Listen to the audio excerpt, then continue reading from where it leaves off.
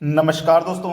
आज मैं आपको वो प्रश्न कराऊंगा जो परीक्षाओं में बार बार आते हैं और यही वो प्रश्न है जिनको बच्चे गलत करके आते हैं। तो आज के बाद गलती का कोई निर्माण नहीं होगा, सभी क्वेश्चन सही होंगे। चलिए स्टार्ट करते हैं। पहला क्वेश्चन, स्टेशन ए और बी के बीच की दूरी 220 किलोमीटर है। स्टेशन ए और बी के जो बीच की दूरी है वो है 220 किलोमीटर की।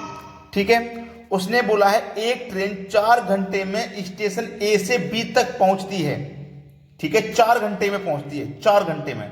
अब देखिएगा, आपको ध्यान रखना है, आपके पास दूरी भी है, समय भी है, लेकिन चाल नहीं है। तो आप चाल निकाल लो सबसे पहले। तो चाल बराबर क्या होता है? दूरी बट्टे समय होता है। दूरी बट्टे समय, यही तो होता है। तो दूरी है आपके पास 220 किलोमीटर की, समय 4 घंटे का, 4 से डिवाइड कर दो, 4 पंजे 20, 2 बच्चे का 20, 4 पंजे 20, 55 किलोमीटर प्रति घंटा आपकी चाल निकल के आ गई। 55 किलोमीटर प्रति घंटा आपकी चाल निकल के आ गई। ठीक है, अब आपसे बोला है उल्टी यात्रा के लिए, यानी कि ये चाल उसने तय कर ली। अब यात्रा कैसी है? उल्टी, यानी कि बी से ए की, बी से ए तक उल्टी यात्रा है। उल्टी यात्रा के लिए ट्रेन की गति को 5 किलोमीटर प्रति घंटा घटाया जाता है। 55 की दूरी है, चाल है, 5 घटा देंगे तो 50 बचेगी। क्लियर है आपकी बात? 50 बचेगी। घटाया जाता है तो ट्रेन स्टेशन बी से स्टेशन ए तक पहुंचने में कितना समय लेगी? समय पूछा जा रहा है। समय बराबर क्या होता है भाई? समय बराबर होता है दूरी बट्टे चाल, दूरी बट्टे चाल।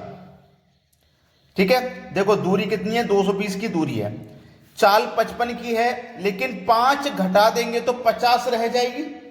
कितनी रह जाएगी भाई? 50 रह जाएगी। अब इसको सॉल्व कर लो, आंसर आ गया।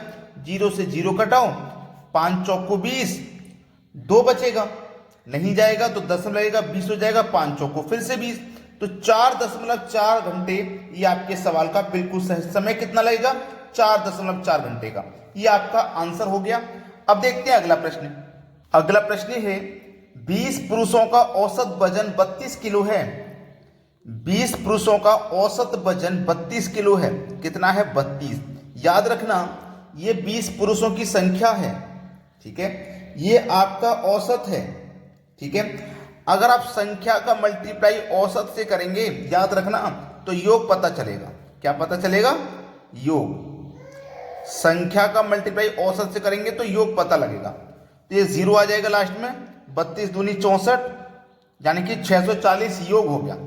फिर बोला है कि 2 पुरुष ए और बी शामिल किए जाते हैं। पहले से 20 थे, 2 को और शामिल कर लेंगे तो 22 हो जाएंगे।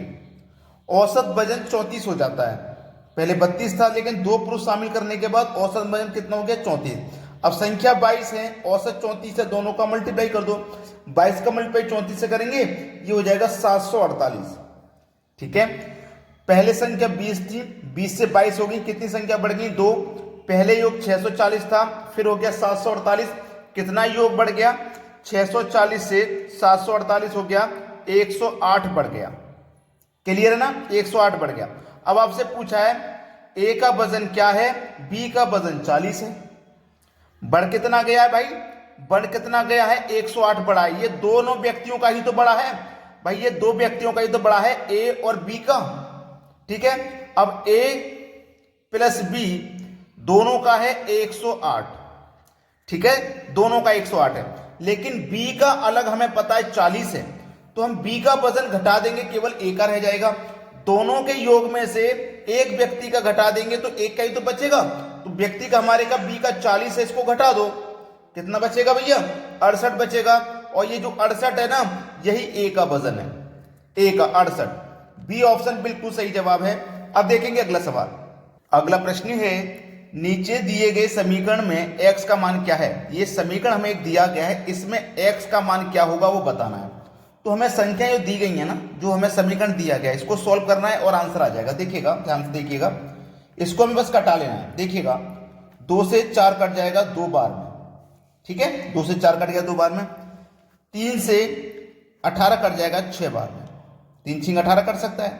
ठीक है, अब देखिएगा, हम फिर से इसको कटाएंगे। 3 से 6 कट जाएगा, 3 छिंग 3 दूनी का 6, 2 बार में कट जाएगा। ठीक है, कट गया।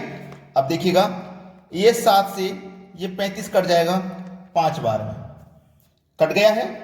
ठीक है, 2 से 8 कट जाएगा 4 बार में, कट गया है। अब देखो बचा क्या है उसे लिख लेंगे, और अगर इधर भी कुछ कट रहा है तो कटा लेंगे। 7 से 14 कट जाएगा 2 बार में, 18 से 36 कट जाएगा 2 बार में। ठीक है, तो देखिएगा बचा क्या है, 2 चौकू 8, समझिएगा। और भी कुछ कट रहा है क्या, ये देखो 5 से ये 5 कट रहा है। ठीक है, 2 चौकू 8 आ गया, इधर प्लस का साइन है बीच में, प्लस के इधर देखो 2 गुने 2 4 हो जाएगा, 2 गुने 2 4 बराबर x। 8 और 4 को जोड़ो 12, तो x का मान आ गया 12। ये आपके सवाल का बिल्कुल सही जवाब हो जाएगा। चलिए अब देखते हैं अगला सवाल। अगला प्रश्न है, एक लड़का अपनी यात्रा का आधा भाग 30 किलोमीटर प्रति घंटा की गति से और आधा भाग 70 किलोमीटर प्रति घंटा की गति से तय करता है। लड़के की औसत गति क्या है? औसत चाल। सबसे पहले औसत चाल निकालने का मैं फॉर्मूला लिखता हूं। औसत चाल का फॉर्मूला होता है 2xy बटे में x प्लस y। ठीक है, अब देखो यहां से यहां तक की कोई दूरी है, जिसको पहले तो वो तय करता है 30 की चाल से, फिर बाद में तय करता है 70 की चाल से।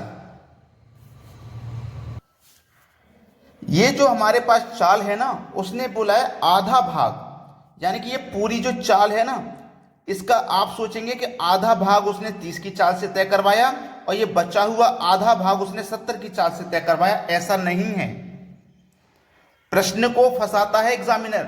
आधा भाग का मतलब है कि एक बार इस दूरी को वो 30 की चाल से तय करेगा, फिर एक बार इस दूरी को वो 70 की चाल से तय करेगा। यह है इसका मतलब। तो पहले वाली चाल x हो जाएगी, बाद वाली चाल y हो जाएगी। औसत चाल में रख दो, आंसर आ जाएगा 2 इंटू एक्स का मान 30, y का मान 70 बटे में दोनों को जोड़ देंगे तो 30 और 70 100 हो जाएगा। 2 जीरो से कटा देंगे, 2 जीरो 2 तिया 6, 6 सत्ते 42, तो चाल हो जाएगी 42 किलोमीटर प्रति घंटा। डी ऑप्शन बिल्कुल सही है। अब देखते हैं अगला सवाल। अगला सवाल है, 4000 रुपये पर 6 महीने के लिए 12% प्रति वर्ष ब्याज दर के हिसाब से त्रैमासिक रूप से संयोजित होने वाला चक्रवृद्धि ब्याज ज्ञात करें। बहुत अच्छा सवाल है। रुपया कितना है? 4000 है। कितना है भैया? त्रैमासिक है। कितना भूला गया है? त्रैमासिक, यानी कि त्रैमासिक 3 बटे में 100%, का मतलब बटे में 100।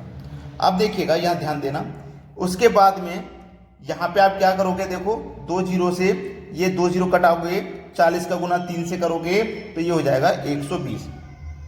120 हो गया ना। अब देखो याद रखना, फिर से वही करोगे आप, 120 का त्रैमासिक यानी कि 3 बटे में 100, जीरो से कटेगा जीरो, 12 तिया 36 बटे में 10, एक जीरो है तो क्या हो जाएगा ये 3.6 हो जाएगा भाग देने के बाद। ठीक है, यहां तक किसी को कोई समस्या नहीं है। कितना हो जाएगा? 3.6। अब 3.6 है जब यहाँ पे 3.6 है, और ये मेरे पास क्या था? 12% था। समझना पहले प्रश्न को, 12% था। 12% मतलब प्रतिवर्ष, एक साल का 12% था। एक साल का यानी कि 12 महीने का था 12%, तो एक महीने का 1%, और ये क्या? त्रैमासिक, तो 3 महीने का कितना हो जाएगा? 3%। इसीलिए तो मैंने त्रैमासिक 3% निकाला। 3 लिखेंगे, परसेंट का मतलब बटे में 100। किसी को कोई समस्या तो नहीं यहाँ तक? अगर किसी को कोई भी समस्या होती है तो आप कमेंट करके जरूर बताया करें। ठीक है, कमेंट करके आपको जरूर बताना है अगर कोई भी समस्या है। ठीक है, तो ये मेरा कितना लेकर के आ गया? 3.6। 3.6 ये क्या मेरा 6 महीनों के लिए पूछा गया है। 6 महीनों के लिए मुझसे पूछा गया है। जब 6 महीनों के लिए मुझसे पूछा जाएगा तो ध्यान देना, 6 महीने के लिए मुझसे पूछा जाएगा तो एक त्रैमासिक यानी कि पहले के 3 महीने का कितना निकल के आएगा? पहले के 3 महीने का देखो 120 था, समझना 120 था। पहली बार मैंने 4000 का त्रैमासिक निकाला, कितना निकल के आ गया? 120। तो पहले 3 महीने का 120 रहेगा, दूसरे 3 महीने का भी 120 रहेगा, लेकिन ब्याज के ऊपर भी ब्याज लगेगा। तो जो ब्याज के ऊपर ब्याज है वो 3.6 ही तो है, 3.6 ही तो है वो। तो 120 और 120 240 जोड़ेंगे 3.6, तो कितना हो जाएगा 243.6। ये आपके सवाल का ना बिल्कुल सही जवाब हो जाएगा, बी ऑप्शन।